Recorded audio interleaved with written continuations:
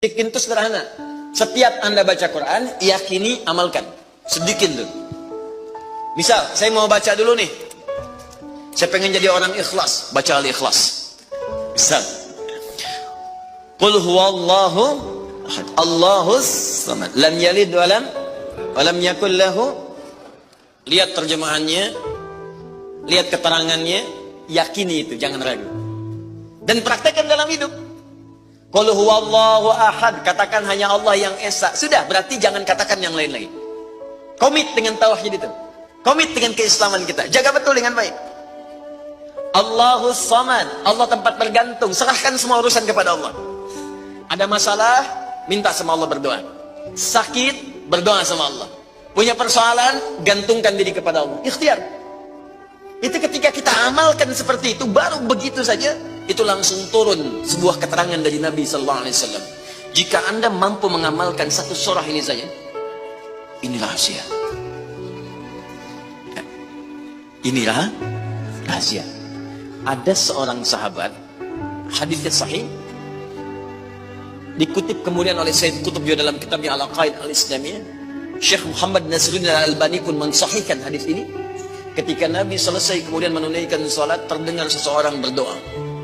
Perhatikan doanya. Doanya menggunakan pembuka surat Al-Ikhlas. Saking yakinnya Siddiq dengan ayat ini, dan dia mengamalkan kandungan isi surahnya, dia membuka doanya dengan surah ini. Saking yakinnya dengan surah ini. Perhatikan kalimatnya. Allahumma ushhidu bi annaka antal ahadus samad, alladzi lam yalid wa lam yulad wa lam yakul lahu kufuwan ahad.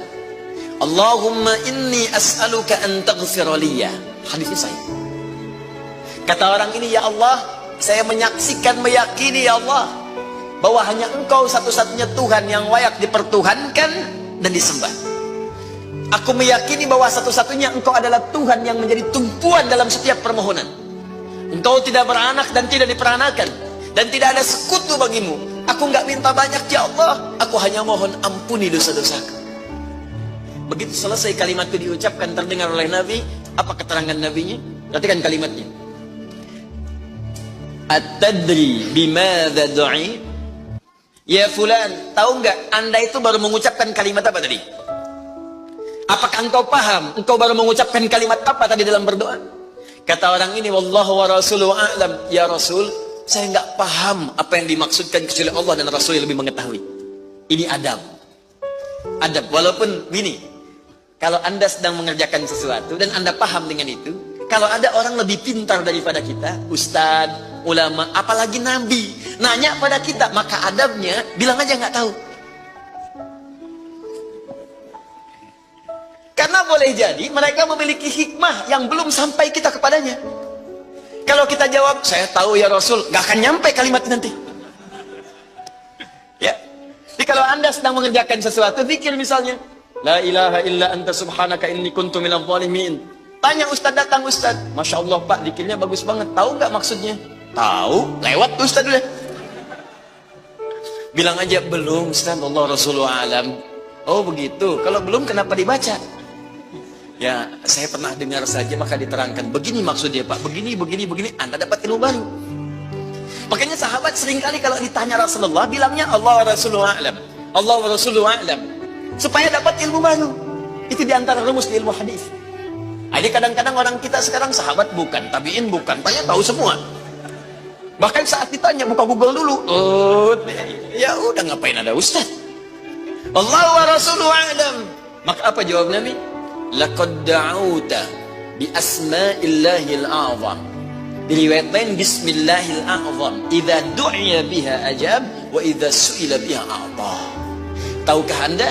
Kata Nabi, Anda baru saja berdoa dengan menyebutkan dengan yakin semua sifat-sifat Allah yang maha tinggi. Nama-nama Allah yang tertinggi. Nama Allah yang tertinggi, nama tauhidnya, Al-Ahad, nama tertinggi. Karena dengan itulah nama ini Allah ditakdiskan, dikuduskan. Dengan nama ini Allah disembah, dan dengan nama ini Allah dipertuhankan. Kata Nabi, Anda baru berdoa dengan menyebutkan nama Allah yang paling tinggi. Yang kalau disebutkan nama itu di awal doa, maka semua doa yang disampaikan akan dikabulkan, semua permintaan akan dijawab. Tapi apakah semua orang yang membaca doa itu diawali dengan surah tadi akan dijawab? Belum tentu. Kalau tidak ada praktek sedikit dalam jiwanya. Orang dulu minta dijawab, orang sekarang sama kalimatnya. Usyhadu bi annaka antallahul ahad, as-samad, alladzi lam yalid wa lam yulad wa lam yakul lahu kufuwan ahad. Ya Allah, lancarkan rezeki saya. Tetap aja lambat dari atas. Kenapa? Karena inti ayat itu tidak dipraktekkan dulu. Diyakinkan dalam jiwa kita, benarkan ayat itu, amalkan, pakai dalam doa. Jadi, dan itu buktinya.